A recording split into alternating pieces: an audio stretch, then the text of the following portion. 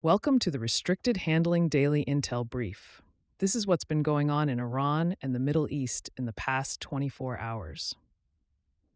Iran is widening the economic battlefield.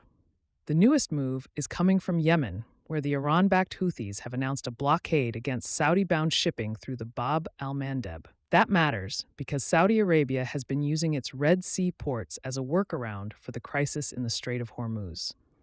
Tehran is already restricting one major energy route. The Houthis are now threatening the alternative. Shipping companies received a direct warning on July 20th. They were told not to load or unload cargo at Saudi ports. The Houthis said vessels that ignored the order could be targeted anywhere within their operational reach. This is where a regional war starts showing up in places far beyond the Middle East. Saudi Arabia has recently moved more than 3.6 million barrels of oil and related fuels per day through the Red Sea, much of it headed toward Asia. A full closure of the Bab al-Mandab could remove roughly 7% of global oil supply. That would come on top of the disruption already caused by the conflict in the Gulf. Saudi Arabia says it will protect its vessels and keep the route open. That creates a dangerous choice for Riyadh.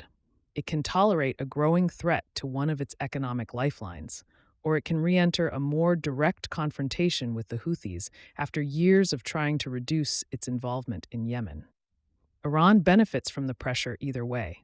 Tehran can increase the cost of the war for the U.S. and its partners without conducting every operation itself. It has a partner near the southern entrance to the Red Sea, and that partner has already shown it can scare commercial shipping companies into taking the very long way around Africa. The other major development is a new U.S. intelligence assessment on whether the expanding strike campaign is actually changing Iran's behavior. The answer, at least for now, appears to be no. U.S. analysts reportedly assess that additional airstrikes are unlikely to make Tehran significantly more flexible at the negotiating table. Iran's government has lost senior leaders, military hardware, and important infrastructure, but intelligence agencies still see a regime prepared to absorb serious punishment when it believes its survival is involved. That leaves Washington and Tehran in an ugly middle ground. They are not at peace. They are not yet in the kind of total war that would involve a ground invasion. Instead, they are trading attacks, testing limits, and waiting for the other side to decide the price has become too high. A previous CIA analysis concluded that Iran could survive a U.S. naval blockade for at least 3 to 4 months before facing more severe economic hardship. That does not mean the pressure is painless. It means Iran's leadership may believe it still has time. The diplomatic update is slightly more concrete. Iranian Foreign Ministry spokesman Esmail Baghai confirmed that messages from Washington had reached Tehran through Qatari intermediaries. Mediators have discussed a possible 10-day ceasefire. Iranian Interior Minister Eskandar Momeni also traveled to Islamabad, where Pakistan is being asked to resume its mediation role. Secretary of State Marco Rubio said some elements inside the Iranian government still support a diplomatic agreement. He also pointed to tension between those officials and hardliners who appear determined to continue the confrontation. So diplomacy is alive, but barely. Think less elegant summit and more group chat where half the participants are also launching attacks. Inside Iran, the economic argument is becoming increasingly public. President Masoud Pezeshkian said the economy and the public's livelihoods are now Iran's main battlefield. Judiciary Chief Gholam Hossein Mohseni Ejei warned officials that high prices and economic hardship could undermine national unity.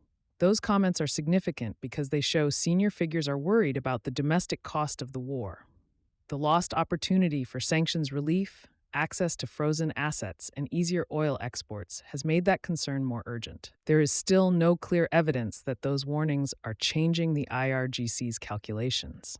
Iran's security establishment appears willing to pass much of the burden down to the population, while arguing that continued resistance will eventually produce leverage. The U.S. is also learning that even strong air defenses do not eliminate risk. The Pentagon acknowledged that nearly 100 U.S. service members were injured between July 7th and July 20th. Most were described as minor concussions, and 96% had returned to duty. The more consequential detail is where the defenses failed. Iranian missiles struck prefabricated housing at Muwafaq Salti Air Base in Jordan, killing First Lieutenant Tyler James Feehan and Private Isabella Gonzalez. The remains of a third person were also recovered. 3 missiles reportedly hit the base within a 24-hour period. One U.S. official estimated that Iran has launched roughly 8,500 missiles and drones during the conflict, and that about 100 penetrated U.S. and partner defenses. That is a strong interception rate. It is also cold comfort when one of the weapons that gets through lands where American troops are sleeping. The strategic issue is force protection. Every successful Iranian strike increases pressure on Washington to retaliate. Every retaliation gives Tehran another justification to hit U.S. facilities or regional partners. That cycle is exactly how a limited confrontation grows legs and starts wandering into a much larger war. Lebanon offers a very different kind of update. The diplomatic proposal is now being tested on the ground. Israeli forces withdrew from Zoutar al-Gharbia on July 21st, and Lebanese armed forces units moved into the town under a U.S.-brokered pilot zone agreement. 2 additional locations, Frown and Shrifa, are expected to serve as test areas. The plan is supposed to demonstrate that Israel can withdraw, the Lebanese army can take control, and Hezbollah can be prevented from reestablishing its armed presence. President Joseph Aoun is in Washington seeking U.S. support for the arrangement, reconstruction, and the restoration of Lebanese state authority. The first handover is important because Lebanon has spent years producing agreements that look impressive right up until someone tries to implement them. The Lebanese army is underfunded. Hezbollah remains better armed. Some officers are believed to be sympathetic to the group. Lebanon's courts have also shown limited appetite for imposing serious penalties in illegal weapons cases. Hezbollah is weaker than it was before the latest wars. It has suffered heavy casualties, financial pressure, and growing frustration within parts of the Shia community. But weakness does not automatically produce disarmament. The pilot zones will show whether the Lebanese state can hold territory after Israel leaves, or whether Hezbollah simply waits for the international attention to move on. Hamas has also made a leadership decision with long-term implications. Khalil al-Hayya defeated Khaled Mashal to become the group's overall leader. Hayya represents the Gaza-centered, harder-line faction. His supporters argued that the leaders who endured the fighting should control the movement's future.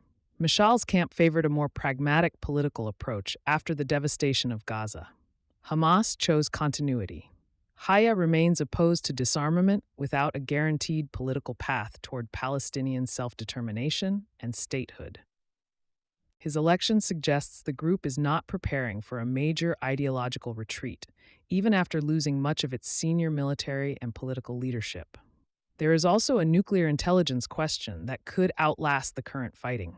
Israeli intelligence reportedly believes Iran transferred thousands of centrifuges into tunnels inside Pickaxe Mountain near Natanz. The reported move occurred after earlier U.S. and Israeli strikes damaged Iran's major nuclear facilities.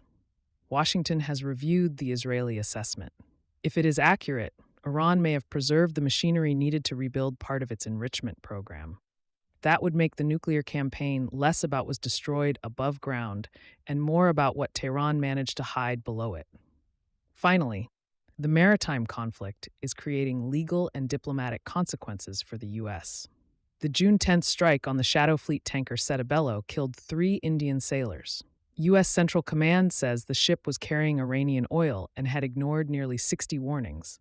Crew representatives dispute receiving vessel-specific instructions, and available evidence suggests the tanker may have been drifting with its engines off when the missiles hit. India protested. A seafarers' union is demanding compensation and an independent investigation. That case is a warning about where this conflict is heading.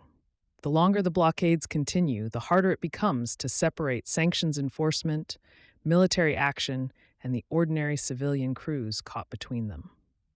That's all for today. Be good to one another, keep your critical thinking switched on, and remember, powerful people can survive a little scrutiny. Find the Daily Brief at restrictedhandling.substack.com.